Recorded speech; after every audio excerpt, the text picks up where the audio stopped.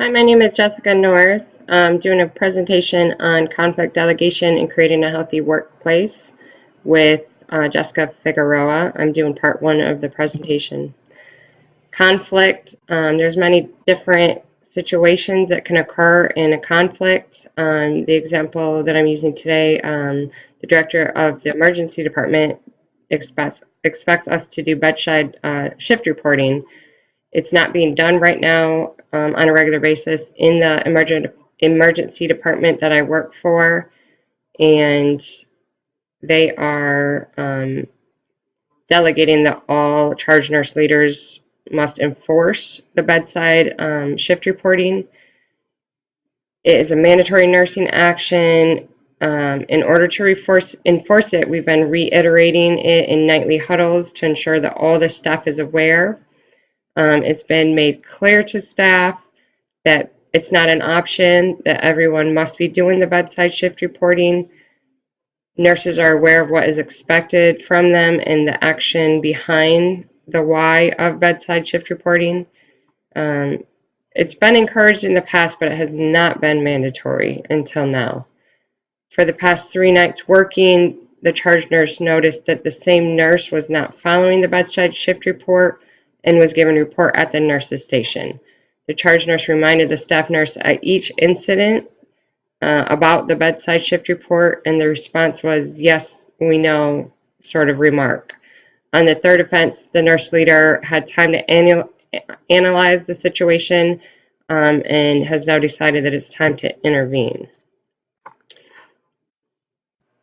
During conflict, confrontation would be the charge nurse could confront the nurse in a one-on-one situation using face-to-face communication and ask the nurse if they understand the bedside shift reporting, what it entails, what's expected from the nursing staff, use it as a learning experience.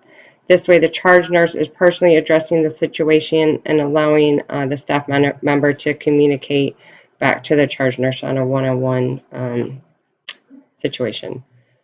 Third-party consultation, that would be needed if the charge nurse needs to involve another person, such as the director, to use as a neutral party to help resolve the conflict.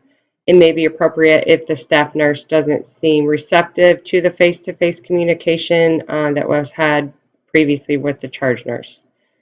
A behavior change would entail an educational or training module that could be used to help solve the conflict and bring awareness and behavior change to the staff nurse.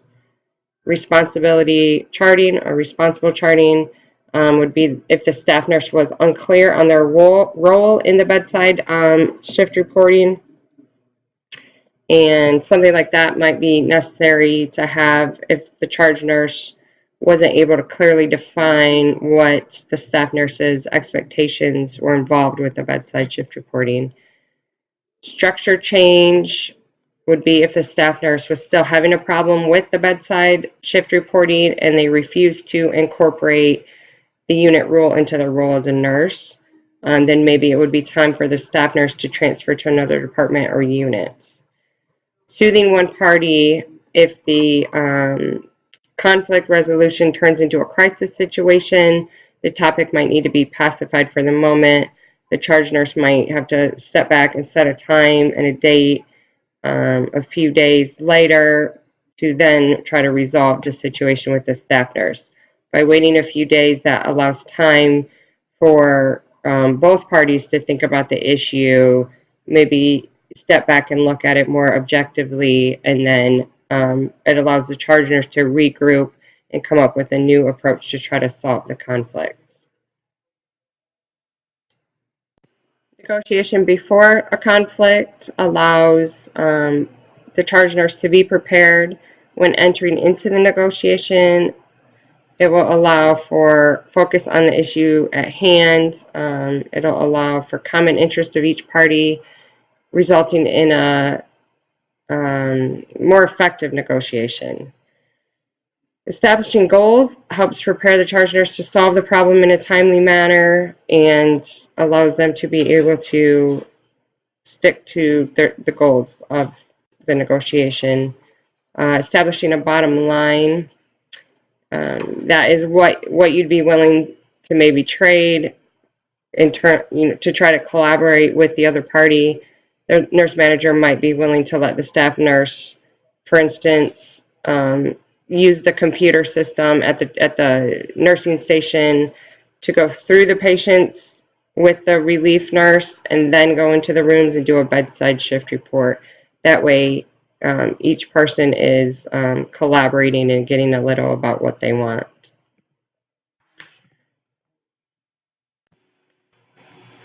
During a conflict negotiation, one important thing to keep in mind is that negotiation is a process. It is important to communicate throughout the entire process. As a nurse leader, you need to be listening and asking questions to the staff nurse. Try to understand where they're coming from, their point of view. An effective negotiator always appears calm, self-assured, in control of the situation. Start tough so that collaboration is possible. When both parties gain something, then it feels more like a win-win scenario that both sides have gained. When parties decide to collaborate, the end result is that they both reach their end goal. If either party does become angry during a negotiation, then you need to stop the negotiation at that time and take a break or continue at a later time. After negotiation, after conflict, it's important to have a closure. You want to start on friendly terms and also end on a good note. It's important to end in good terms. Once a compromise has been reached, make sure that as a leader, you're restating the negotiated compromise so that everybody is cleared about what the agreed upon terms. The charge nurse leader can also follow up with the staff nurse at a later date to see how that bedside shift reporting is working out for them. There are destructive techniques for conflict resolution. Some negotiators win by using specific, intimidating, or manipulative tactics. Competing approach to negotiation is used rather than a collaborative approach. Successful leaders don't use these tactics, but they have to be prepared to encounter them in negotiations.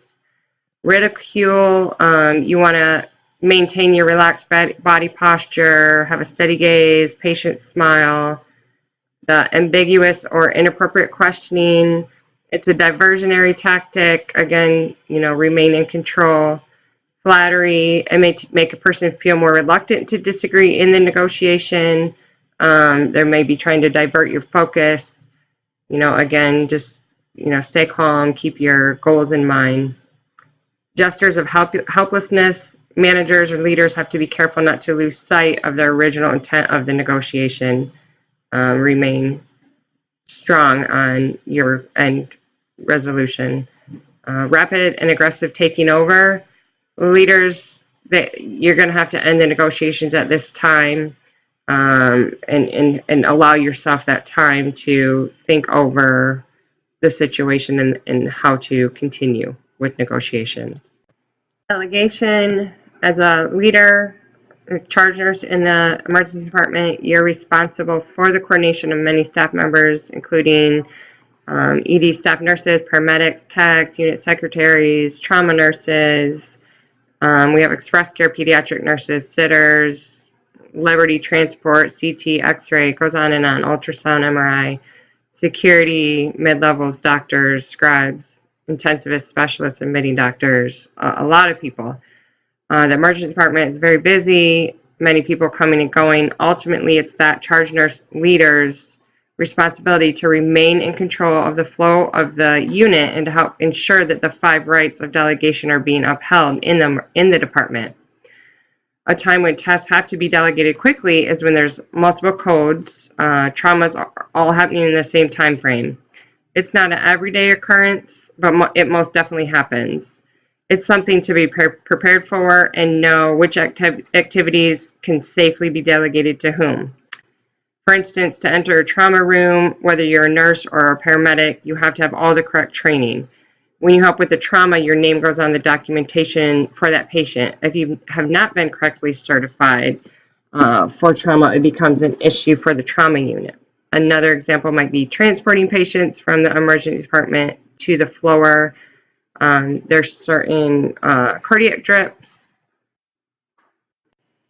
Another example in delegation would be when a patient needs to be transported to the floor, you have transport in the emergency department.